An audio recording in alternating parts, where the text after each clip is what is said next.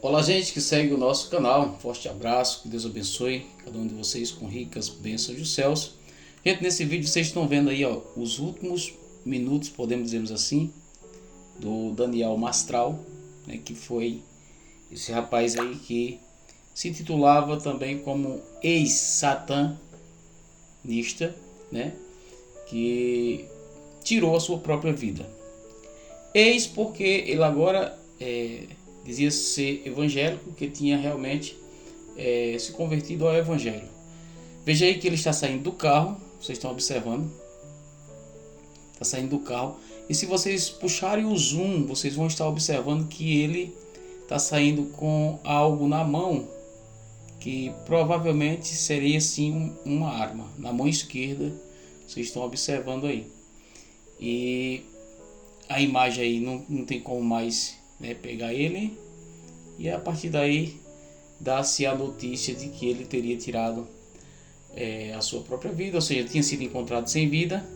E depois das perícias feitas, detalhes das informações diz que a cena da morte derruba a tese, porque tinha uma tese de que ele poderia ter sido assassinado, mas o que foi encontrado nas investigações, enfim, apurando tudo aí, acredita-se ter sido realmente ele próprio ter tirado a sua vida, né? Porque a nota que diz um detalhe, né? Na cena de onde foi encontrado o corpo, enfraquece a tese de um assassinato, né? Por quê? Porque alguns amigos levantaram essa tese, né? Que ele teria sido assassinado. Mas enfim, estamos falando um pouquinho sobre a nova vida, né? A nova vida que ele agora tinha, porque segundo as informações, ele próprio também disse que realmente era agora cristão, que ele tinha deixado a vida de satanista, né? Estou falando assim para que o YouTube não venha realmente punir a gente. Mas enfim,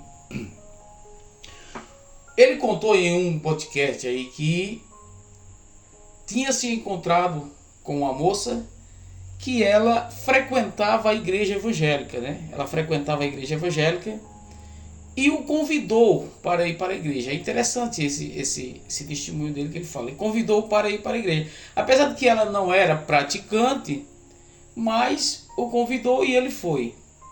E segundo ele, ao chegar lá na igreja, ele ouviu um louvor, e esse louvor foi tão forte de uma forma que fez ele cair, que fez ele perder toda a noção de tudo. Ele caiu, e quando ele acordou com os irmãos orando por ele, de uma certa forma, né, expulsando o mal que estava nele ali.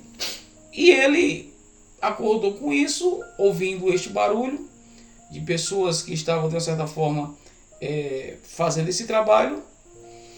E ele foi embora sabendo que o que tinha acontecido naquela igreja tinha sido algo sobrenatural.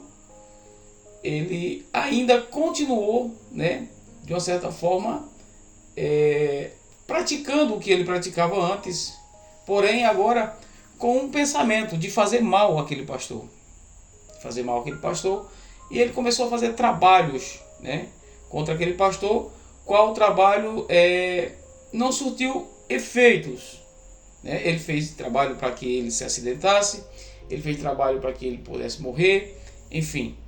Terminou que ele marcou encontro com esse pastor.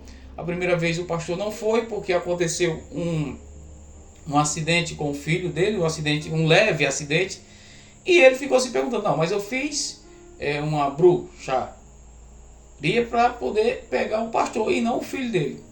Só que tudo isso era um trabalhar de Deus para que viesse realmente acontecer um encontro de forma diferente. Enquanto isso, o pastor estava se preparando, estava se consagrando, estava orando, estava jejuando para poder enfrentar uma situação tão difícil que era enfrentar uma pessoa que tinha, né, esse tipo de crença e de trabalhos. E por fim, para resumir realmente o que verdadeiramente aconteceu, ele disse que certa feita eles realmente conseguiram marcar esse novo encontro, e marcando esse novo encontro, o pastor foi, e ele disse que o pastor chegou com um semblante muito triste.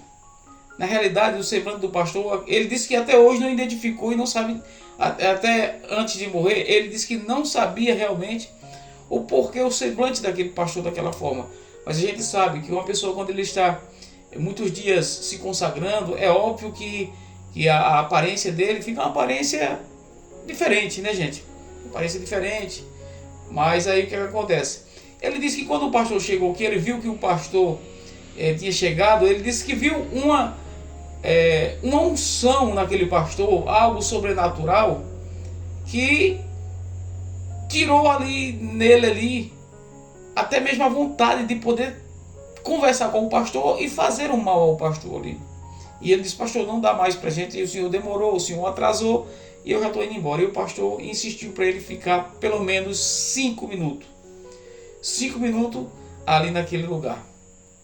E ele disse: se o senhor vê se dá para concluir em 5 minutos, apenas 5 minutos a gente fica.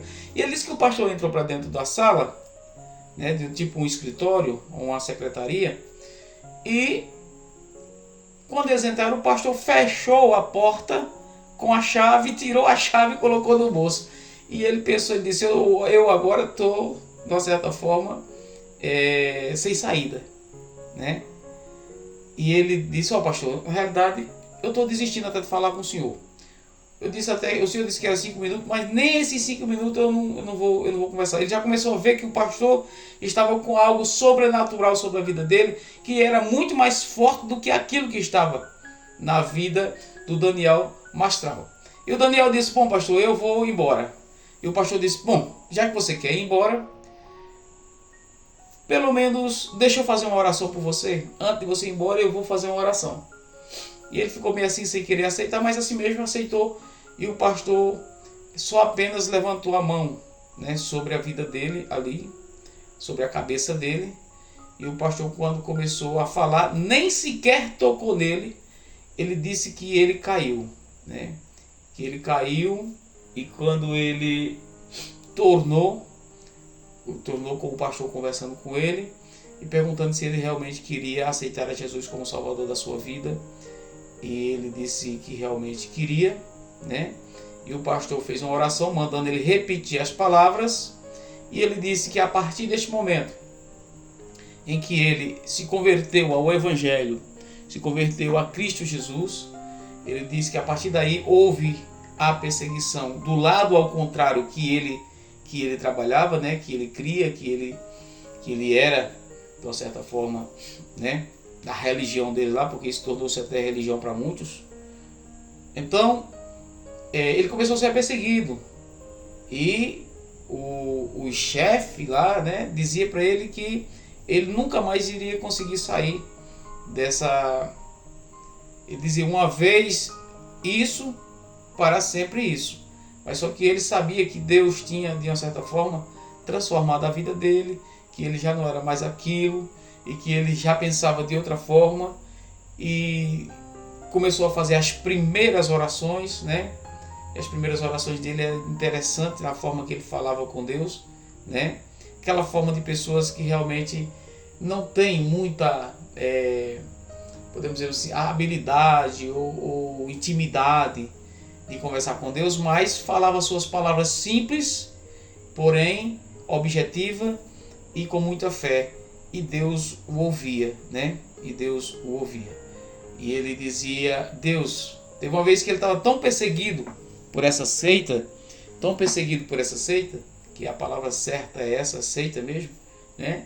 Que ele disse que sentou no grama e ele começou a conversar com Deus, a olhar para as estrelas e dizer: Deus, o Senhor é dono das estrelas, o Senhor é dono dessa grama que eu estou deitado, o Senhor é dono do mundo, o Senhor é dono de mim, e o Senhor fez tudo isso, e o Senhor pode me guardar e me livrar. E ele disse que passou ali o tempo todo, a noite toda naquele grama ali, e ninguém conseguiu fazer o mal a ele, porque ele tinha certeza que estava protegido pelas mãos de Deus.